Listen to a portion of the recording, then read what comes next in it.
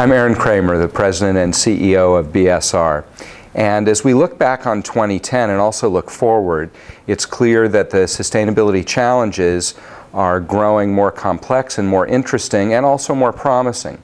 And in that context, the kind of leadership we need for individual businesses to achieve sustainability, but also for us to move more broadly to a truly sustainable economy overall, are changing very fast. So new attributes of leadership are becoming ever more important for anybody who works inside a company, for anybody who cares about sustainability. And there are four things that I think are really worth focusing on. Well, the first dimension of leadership is setting ambitious targets. In 2010, it was really interesting to see that a number of companies set big goals, looking out a decade or more in terms of water use, carbon, and also labor practices. And for the first time, we're really starting to see companies step up and say, we're going to set these targets. We're not sure whether we're going to meet them. We're not sure how we're going to meet them.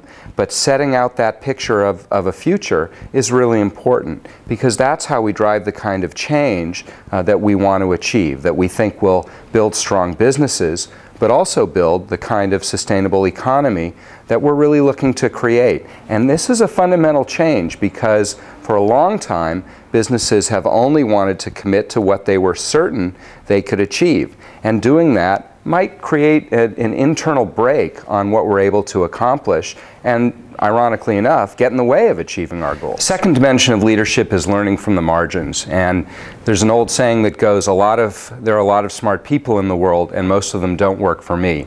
And so companies that take that approach try to listen to as many voices as possible, including non-traditional voices from emerging economies, from the NGO sector, from all sorts of places who haven't been traditionally a part of business thinking or business action. And this is consistent with crowdsourcing and open innovation and concepts that are changing all aspects of business. They're very important for sustainability because we're trying to solve new, non-traditional business questions. And so doing this is, I'd say, essential to achieving the kinds of big targets that most companies are now thinking about achieving. The third dimension of leadership is building an infrastructure of all kinds.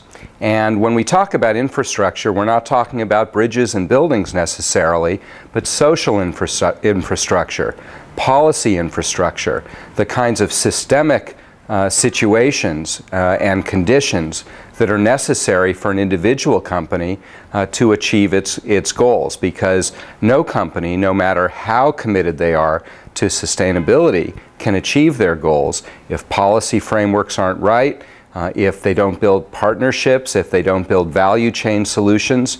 And so in this world, companies have to bring others along with them and not just separate themselves from the pack. This is a really new dimension of leadership. It requires a different kind of thinking, and I think it's one of the most exciting and also most challenging aspects of building leadership in the 21st century. The fourth element of leadership is sailing fearlessly towards the future.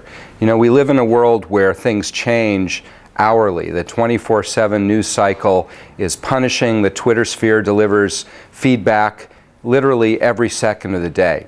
And yet at the same time, it's really crucial to see past that and see the long-term trends that are the most important thing in changing our world and shaping our world. Let's take the last 2 or 3 years. We saw commodity prices spike, then collapse, and now they've begun to grow again.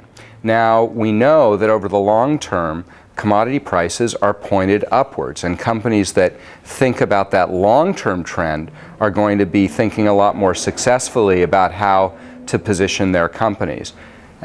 By contrast, businesses that focus only on short-term changes will get lost in the weed, and the urgent will start to crowd out the important. So thinking about where we're headed over 10, 20, 50 years, the companies that do that are the ones that are going to have the winning strategies that they're looking to build.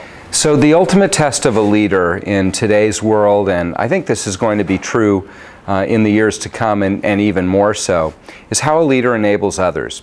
It's not what a leader does that's necessarily different from other people in his or her organization, but what a leader does to enable others in their organization to thrive, that enables partnerships to be built, and that allows people to see connections, not just differences. This is a different way of thinking about leadership than we've had traditionally, and I think the people who get it right and the businesses that get it right are going to find a much easier path to success, and importantly a much easier path to sustainable success than the individuals and the companies who don't.